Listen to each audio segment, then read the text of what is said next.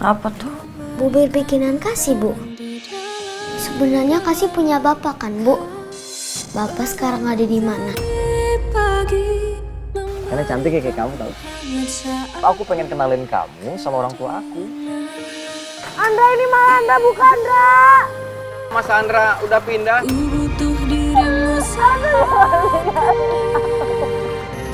Saya udah anggap bapak kamu itu mati, jadi nggak usah lagi nanya-nanyain dia, ngerti? Tempat ternyaman untukku bersandar.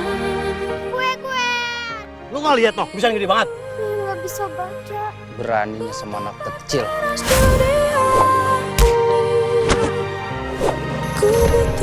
Cil, kabur. Kasih mau banget dipeluk sama ibu.